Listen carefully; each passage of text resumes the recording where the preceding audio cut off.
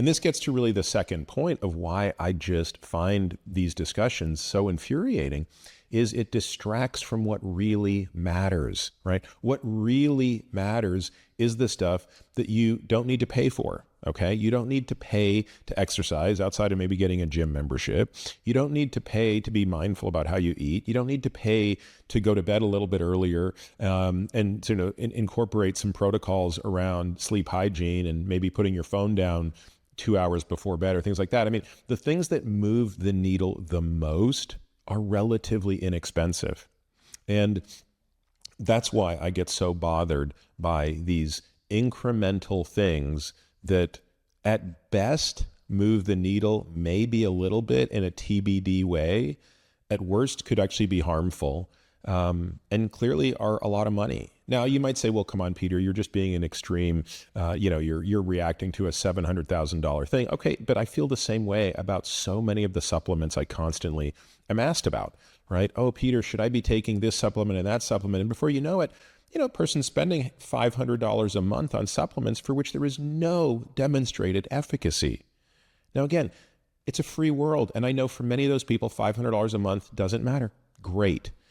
But what it does is it distracts people, right? So I want to be clear. I'm not opposed to people wasting money. I'm really opposed to people wasting mind share. I'm opposed to the fact that people think that doing these things is somehow a substitute for doing the things that matter, the things that are proven to matter. As much as one can prove anything in biology, and let's be really clear, this is not mathematics where there are formal proofs, but when you start to talk about things in terms of probabilities, the probability that having a high VO2 max, having solid muscle mass, being very strong, spending time outdoors, having connections with people, the probability that those things are going to lengthen your life and improve the quality of your life is so high that it's as close to being 100% as possible. And yet the probability that this litany of questionable supplements and therapies that people are talking about in the biohacking sphere are beneficial is very low. I mean, we're talking somewhere between 0 and epsilon's a small number. And so, again, a lot of people will say, well, look, I have all the means and the resources to do it, so I'm going to do it.